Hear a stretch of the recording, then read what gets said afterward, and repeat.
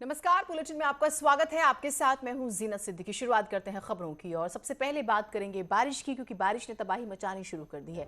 कई जिलों में लगातार बारिश हो रही है। आपको मालूम है कि ऑरेंज अलर्ट भी जारी किया गया था 7 से 8 जिलों के लिए और अब बारिश बहुत ज्यादा हो रही है। बादल फटने से मांडो गांव की हम बात करेंगे, 2 महिला समेत एक बच्चे की मौत भी हो गई है। 3 लोग घायल भी बताए जा रहे हैं। भारी बारिश की वजह से कई घरों में मलबा घुस गया है। आप देखेंगे जिस तरह से पानी बह रहा है, आप हैरान हो जाएंगे। लोगों को दिक्कतें हो रही हैं। कंकराड़ी गांव की हम बात करते हैं तो 2 मकानों को भारी नुकसान हुआ, एक व्यक्ति लापता हो गया है। उत्तराखंड में भारी बारिश के बाद बद्रीनाथ, केदारनाथ, गंगोत्री, यमुनोत्री एनएच बंद है। वहीं मौसम विभाग ने 10 जिलों के लिए ऑरेंज अलर्ट जारी कर दिया है। देहरादून, हरिद्वार, पौड़ी, टिहरी, उत्तरकाशी, चमोली, नैनीताल, उधम सिंह नगर, रुद्रप्रयाग, पिथौरागढ़ में भी तेज बारिश का अलर्ट है। कई इलाकों में आकाशीय बिजली के साथ तेज बारिश की आशंका भी जताई जा रही है।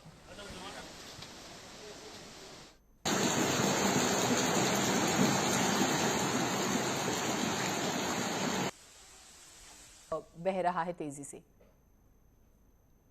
वहीं हादसे पर सीएम पुष्कर सिंह धामी ने दुख जाहिर किया। उन्होंने बताया कि हादसे के बाद जिला प्रशासन, एसडीआरएफ, पुलिस मौके पर पहुंच चुके हैं और डीएम को राहत और बचाव कार्य के निर्देश दिए गए हैं और बाकायदा उन्होंने ट्वीट किया है। बादल फटने की दुखद घटना हुई है, ये वो कह रहे हैं अपने ट्वीट में। जिला प्रशासन, एसडीआरएफ, पुलिस मौके पर मौजूद है। और ये हमारे सहयोगी सुनील नवप्रभात हमारे साथ जुड़े हुए हैं।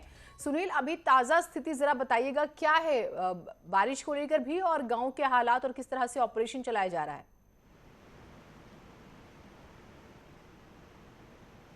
देखिए जीनत, बारिश अभी भी लगातार लगी हुई है। पूरे प्रदेश में मूसलाधार बारिश हो रही है और जिस तरह से कल शाम उत्तरकाशी में भारी बारिश हुई, उसके बीच बादल फटा और बादल फटने से करीब 2 गांव वहां पर बुरी तरह से प्रभावित हुए हैं, कंकराड़ी और मांडो गांव। मांडो गांव में 3 लोगों की मौत हुई है, जिसमें 2 महिलाएं हैं और एक बच्चा है जो मलबे में दब गए थे। रात ही एसडीआरएफ और एनडीआरएफ की टीम ने रेस्क्यू अभियान चलाया, सर्च अभियान चलाया। तो 300 आज तड़के वहाँ से बरामद कर लिए गए हैं। मांडो गांव में तो फिलहाल जो सर्च एंड रेस्क्यू ऑपरेशन है उसको सबमिट कर लिया गया है, लेकिन कंकराड़ी गांव में करीब 10 से 15 मकान पूरी तरह से प्रभावित हुए हैं। 2 मकान वॉश आउट हो गए हैं पूरी तरह से, किसी तरह से लोगों की जान बची, लेकिन एक व्यक्ति अभी भी कंकराड़ी गांव में लापता बताया जा रहा है, जिसके लिए अभी भी वहाँ पर एनडीआरएफ, एसडीआरएफ और जो डिजास्टर मैनेजमेंट की टीमें हैं वो लगातार वहाँ पर सर्च अभियान चला रही हैं। इसके अलावा पूरे प्रदेश भर में जो सड़कें हैं, 100 से अधिक सड़कें बंद हो गई हैं। बद्रीनाथ हाईवे, केदारनाथ हाईवे, इसके अलावा गंगोत्री और यमुनोत्री जो हाईवे हैं वो भी पूरी तरह से लैंडस्लाइड के चलते बंद हो गए हैं। इधर हम कुमाऊं की बात करें तो चंपावत में नेशनल हाईवे भी पूरी तरह से बंद हो गया है। तो कह सकते हैं जीनत की बारिश से, लगातार जो बारिश हो रही है उससे पूरे प्रदेश में जनजीवन अस्त व्यस्त हुआ है। और जिस तरह से वेदर डिपार्टमेंट ने पहले भी ये फोरकास्ट जारी किया था कि इन 2 दिनों में उत्तराखंड में हैवी से हैवी और एक्सट्रीमली हैवी रेनफॉल यहाँ पर हो सकता है और वही नज़ारा देखने को मिला कि कई इलाकों में बहुत तेज बारिश। अपने दर्शकों को हम जानकारी देंगे कि अगर आप प्लान कर रहे हैं उत्तराखंड जाने का तो तकरीबन 61 सड़कें बंद हैं, ये बात आप जरूर ध्यान में रखिएगा। सुनील, अब एक सवाल ये कि तैयारियां हमारी कितनी थी? अमूमन हम देखते हैं कि बारिश को लेकर अलर्ट रहता है, हम कितने तैयार थे? 3 लोगों की मौत हो गई है, किसी तरह की आर्थिक मदद की घोषणा हुई है परिवार के लिए?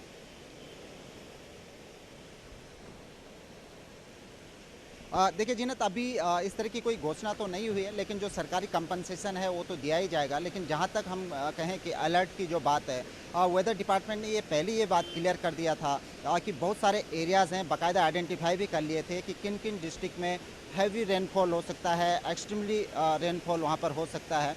इसके बावजूद ये हम कहेंगे कि अलर्टनेस की कमी है, क्योंकि साफ तौर पर कहा गया था कि जब भारी बारिश होगी तो जो नदी नाले हैं वो उफान पर होंगे और ये पहले प्रिकॉशन लिया जाना चाहिए था कि नदी नालों के आसपास जो भी लोग हैं उनको वहाँ से शिफ्ट कर लिया जाना चाहिए था, उनको मूव कर लिया जाना चाहिए था। और अगर ये कर लिया गया होता तो शायद जो उत्तरकाशी में जो घटना हुई वो घटना नहीं होती। तो कहीं ना कहीं ये लापरवाही देखने को मिलती है। आप देख सकते हैं कि यहाँ पर रिस्पना का ये वेग कितना भयंकर रूप, विकराल रूप इसने लिया है। तो पहाड़ों के हालात आप जान सकते हैं कि जहाँ पर नदी नाले पूरी तरह से तीव्र उस 90 डिग्री के एंगल पर होते हैं, तो कितना तीव्रता उस वेग पानी में रही होगी कि आप 2 मकान पूरी तरह से वॉश आउट हो गए।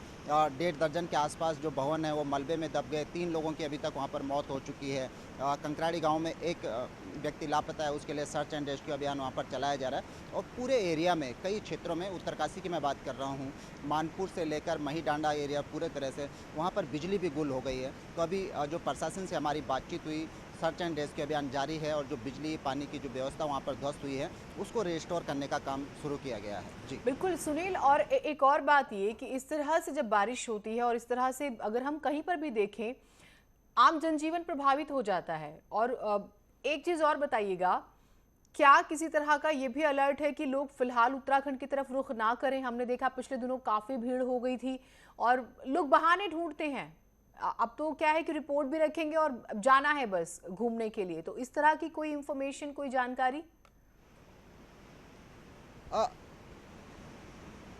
देखिए जीनत, ये स्वयं ही हो जाता है। हालांकि प्रशासन ने पहले ही कहा है कि ऐसे क्षेत्रों का रुख न करें जहां पर लैंडस्लाइड हो सकता है, जहां पर नदी नाले उफान पर आ सकते हैं। बावजूद इसके आप देखेंगे कि 100 से अधिक मार्ग पूरी तरह से बंद हो गए हैं। जो नेशनल हाईवे हैं वो ठप हो गए हैं। तो वैसे भी टूरिस्ट जा नहीं पाएंगे, लेकिन फिर भी अलर्ट के तौर पर खासकर उन एरियाज़ का रुख नहीं किया जाना चाहिए। ये प्रशासन ने भी अलर्ट किया हुआ है जहाँ पर लैंडस्लाइड की घटनाएँ हो सकती है। जिस तरह से वेदर डिपार्टमेंट ने कहा है कि अगले 24 आवर्स भी इसी तरह की बारिश आपको उत्तराखंड में देखने को मिल सकती है। तो ये लोगों को खुद अपनी ओर से अलर्ट भी रहना होगा कि वो नदी तटों पर न जाएं, या जो नदी नालों के उफान पर जिनके घर हैं फिलहाल उनको प्रिकॉशन लेना चाहिए। और खासकर टूरिस्ट को कि ऐसे क्षेत्रों पर रुख न करें जहां पर नदी नाले या लैंडस्लाइड की घटनाएं सामने आ सकती हैं। ठीक सुनील, बिल्कुल आप लोग भी ध्यान रखें अपना। बहुत शुक्रिया सुनील, आप हमारे साथ जुड़े। तस्वीरें देखिए जरा किस तरह से तबाही मचाती हुई हैं। अलर्ट किया गया, लेकिन कुछ कमी ये है कि जो नदी नालों के आसपास लोग रहते हैं निचले इलाकों में, अगर उन्हें वक्त रहते पलायन करा दिया जाता तो इतनी दिक्कत नहीं आती, क्योंकि ये हर साल की कहानी है।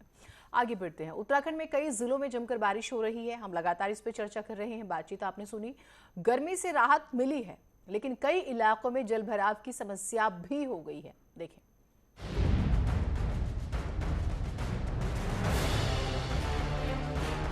उत्तराखंड में लगातार हो रही बारिश के चलते कई जगह जलभराव हो गया है। देहरादून में शुक्रवार रात से ही रुक रुक कर बारिश हो रही है, जिससे निचले इलाकों में पानी भर गया है।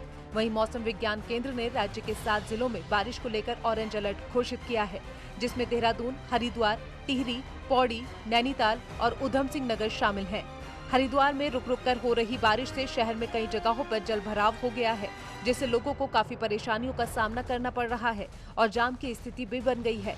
बारिश होने से लोगों को गर्मी से तो राहत मिली है, लेकिन चौक चौराहों पर पानी भरने से परेशानियों का भी सामना करना पड़ रहा है। हरिद्वार में श्यामपुर थाना पुलिस ने नदी के टापू पर फंसे 4 मजदूरों का रेस्क्यू कर उन्हें बाहर निकाला। दरअसल NHAI के काम में लगे 4 मजदूर रात को टापू पर ही सो गए थे। देर रात बारिश आने से अचानक नदी का जलस्तर बढ़ गया और मजदूर टापू पर फंस गए। कोटद्वार में भारी बारिश के चलते खो और मालन नदियां उफान पर हैं, जिससे नदी के तट पर रहने वाले हजारों परिवारों पर बाढ़ का खतरा मंडराने लगा है। नदी में उफान आने पर लोगों ने अपने घर खाली कर दिए हैं। दहशत में आए लोगों ने प्रशासन से सुरक्षा की मांग की है।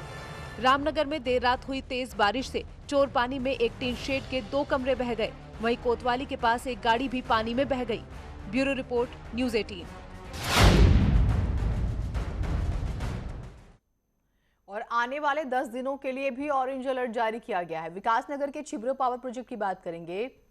टनल में फंसे दोनों मजदूरों को अभी तक नहीं निकाला जा सका है। अंधेरे की वजह से देर रात सर्च अभियान को रोक दिया गया। SDRF और पुलिस संयुक्त रूप से सर्च अभियान कर रहे हैं। अब आज फिर एक बार सर्च अभियान शुरू किया जाएगा। वहीं मौके पर मौजूद लोगों ने जमकर हंगामा किया और UJVNL पर लापरवाही का आरोप लगाया है।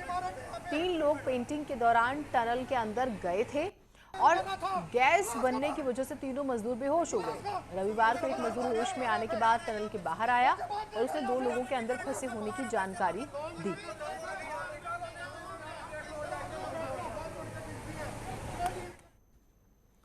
MBBS इंटर्न्स के लिए बड़ी खुशखबरी आई। ट्रेनी डॉक्टर्स का मानदेय बढ़ाकर अब 17,000 रुपए प्रति महीने कर दिया गया है। पहले 7,500 रुपए इन्हें मिला करते थे। मानदेय बढ़ाने के लिए डॉक्टर्स लंबे समय से आंदोलन कर रहे थे। CM पुष्कर धामी ने मानदेय बढ़ाने की मंजूरी कल दे दी थी।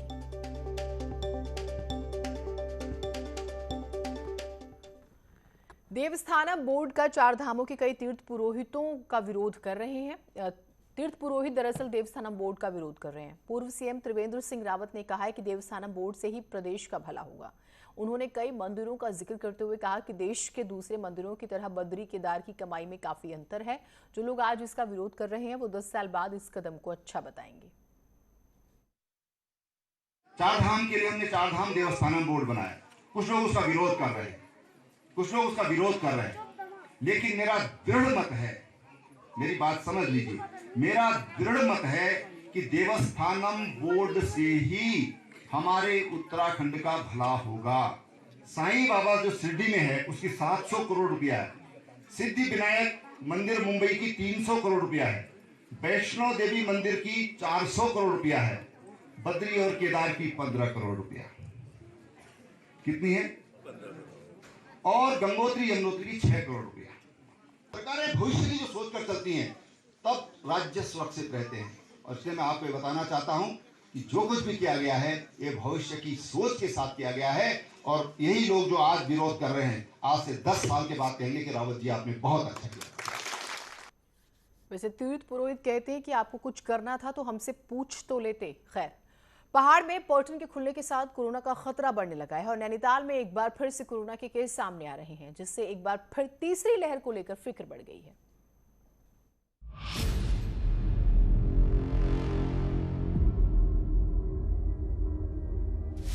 पहाड़ में जिस तरह का अंदेशा पर्यटन खुलने के साथ लगाया जा रहा था वो सच होने लगा है। पर्यटकों के साथ कोरोना ने फिर दस्तक दे दी है। 3 हफ्ते नैनीताल में कोरोना के 0 मामले के बाद पर्यटन स्थलों पर लौटी भीड़ कोरोना भी साथ लेकर आई। 2 पर्यटक कोरोना पॉजिटिव मिलने के बाद रोजाना अब कोरोना के नए मामले शहर में सामने आ रहे हैं। भीड़ को लेकर पहले भी चिंता जताई जा रही थी, लेकिन पर्यटक भी कोरोना गाइडलाइंस का पालन नहीं कर रहे, जिससे अब खतरा और बढ़ने लगा है। स्वास्थ्य विभाग ने भी इसे लेकर चिंता जाहिर की है और लोगों से सोशल डिस्टेंसिंग और कोविड गाइडलाइंस के पालन की अपील की है। कम से कम पिछले 2 से 3 हफ्ते तक तो साधारण रहा, उसमें कोई एक भी केस नहीं आया था। लेकिन पिछले 4-5 दिन से ये थोड़े से इंक्रीजिंग उसमें आया है। 2 केस बाहर से आए थे, एक हमारा लोकल का था। आज भी हमारा एक माँ और बच्चा जो है वो पॉजिटिव आया है। लोकल केसेस हैं सब, तो उनको हमने होम आइसोलेट कर दिया है। दरअसल कर्फ्यू में छूट मिलने के बाद नैनीताल समेत पहाड़ में भीड़ की ऐसी तस्वीरें सामने आई हैं कि प्रधानमंत्री से लेकर स्वास्थ्य विभाग ने चिंता जाहिर की और हाईकोर्ट ने भी सरकार को फटकार लगाई और पर्यटन स्थलों पर नियम पालन कराने का आदेश दिया। वहीं प्रशासन का क्या कहना है वो भी सुनिए। एक पर्यटन का क्षेत्र है, पर्यटन के व्यवसाय में जो लोग लगे हैं उनकी भी अपनी समस्याएं हैं, उनको भी देखना होगा। तो दोनों चीज़ों को देखते हुए ऐसा नीति निर्धारण करना होगा कि इस प्रकार की कठिनाई पुनः उत्पन्न न हो। कोरोना के नैनीताल में बढ़ने के मामले का खतरा बना हुआ है। ऐसे में अगर कोई बड़े कदम नहीं उठाए गए तो लापरवाही शहर पर भारी पड़ सकती है। नैनीताल से वीरेंद्र बिष्ट के साथ ब्यूरो रिपोर्ट, न्यूज़ 18 नेटवर्क।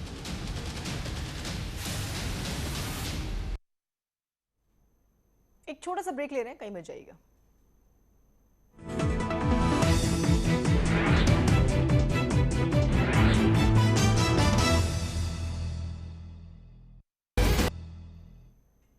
लगातार दूसरे साल कांवड़ मेला रद्द होने से हरिद्वार के कांवड़ कारीगर अब निराश हैं। उनके सामने रोजी रोटी का संकट है।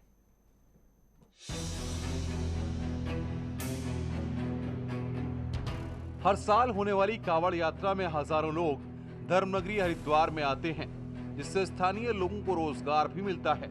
इनमें वे कारीगर भी शामिल हैं जो शिव भक्तों के लिए बांस की कांवड़ बनाते हैं। हरिद्वार के ज्वालापुर में दर्जनों मुस्लिम कारीगर हैं जो इस पेशे से जुड़े हुए हैं और कावड़ बेचकर अपना गुजारा करते हैं। लेकिन इस बार कावड़ मेला रद्द होने से वे निराश हैं। राज तो सभी पूरी कॉलोनी है, पूरी कॉलोनी में हमारे सामने काम चलता है कावड़ का, कोई भी काम नहीं हो पा रहा है। जब हमारे मुख्यमंत्री योगी नाथ जी कह देता और यहाँ के मुख्यमंत्री ने भी ऑर्डर दिए हैं, बस सावन शुरू होगा तो हमें खुशी की लहर जाएगी हमारे अंदर, तो हमने काम शुरू कर दिया। अब फिर ही मना हो गई, फिर वहीं के वहीं आ गए। हम कर्ज लेके हमने बांस मंगाया, चिरैयों को पैसे दिए चिरई के काम करने के लिए, फिर हमारे पैसे बौन हो गए हैं। कोरोना के चलते कई बड़े धार्मिक आयोजन रद्द होने से कावड़ कारीगरों के सामने आर्थिक संकट खड़ा हो गया है। अब इन कारीगरों से सरकार से मदद की आस लगाई है। मदद मांगते, हमारे सिर कर्जा हो रहा है बहुत। हमने बांस लाया कावड़ के लिए, इसलिए पैसे कहाँ से लिए थे आप? ब्याज पे लिए। अभी आप सरकार से क्या कहेंगे? सरकार से ये कहेंगे बस हमारी मदद कर, थोड़ी बहुत ही हमने कर्जा लेकर बांस लाए हैं, बस इतना ही कुछ कहेंगे। हमारे घर में होता है, हमारे भान भाई का सबने बांस मंगवा लिया, मोहल्ला वालों ने भी, मेरी बहनों ने भी, सबने। बस लगातार दूसरे साल कावड़ मेला रद्द होने से इससे जुड़े सैकड़ों लोगों के सामने रोजी रोटी का संकट खड़ा हो गया है। क्या सरकार से इन्हें कोई मदद मिलेगी? पुलकेश शुक्ला, न्यूज़ 18 हरिद्वार। पहाड़ की कुलदेवी नंदा देवी की डोली विदाई की तैयारी शुरू हो गई है, लेकिन इस बार इस पर कोरोना का साया है। आयोजनकर्ता इसकी तैयारी में वैसे जुटे हुए हैं। पहाड़ की कुलदेवी नंदा देवी की विदाई की तैयारी शुरू हो गई है। इस बार नंदा सुनंदा महोत्सव 11 सितंबर से 17 सितंबर तक चलेगा। करीब 6 दिन के महोत्सव के बाद नंदा देवी की डोली को कैलाश विदा कर दिया जाएगा। 118 साल से चली आ रही इस परंपरा पर इस बार कोरोना का साया है, लेकिन राम सेवक सभा श्रद्धालुओं को दर्शन कराने की योजना बना रहा है। चाहे डोला विसर्जन हम पूरे नगर में ना कराए, लेकिन जो हमारा वो है क्या कहते हैं, मंदिर में लोगों को दर्शन कराएंगे, ऐसा हमारा हम जिला प्रशासन से अनुरोध करेंगे, सरकार से अनुरोध करेंगे। तो हम जो है निश्चित रूप से मेरा विश्वास है कि पब्लिक को दर्शन करने की अनुमति प्रदान होगी। नंदा देवी को पहाड़ की कुलदेवी के रूप में भी पूजा जाता है। मान्यता के मुताबिक चंद राजा की 2 पुत्रियां नंदा और सुनंदा थीं। दोनों बहनें जब मंदिर जा रही थीं, तभी एक राक्षस ने भैंसे का रूप धारण कर उनका पीछा किया। डर के चलते दोनों बहनें केले के वृक्ष के पीछे छुप गयीं। तभी एक बकरे ने केले के पत्ते को खा लिया, लेकिन भैंसे ने उसे देख लिया और दोनों बहनों को मार दिया। तभी से चंद राजाओं ने उनकी स्थापना कर पूजा अर्चना शुरू की। जैसे बेटी विदा होती है, हम बेटी की शादी करते हैं, विदा होती है, उस वक्त जो भावुकता उस वक्त होती है, उससे भी ज़्यादा मुझे लगता है कि इसमें नंदा देवी को विदा करते वक्त लगती होती है। भावुकता से जुड़ी हुई इस परंपरा से लोगों की भावनाएं भी जुड़ी हुई हैं। फिलहाल सबको महोत्सव का इंतजार है। नैनीताल से न्यूज़ 18 के लिए वीरेंद्र बिष्ट की रिपोर्ट।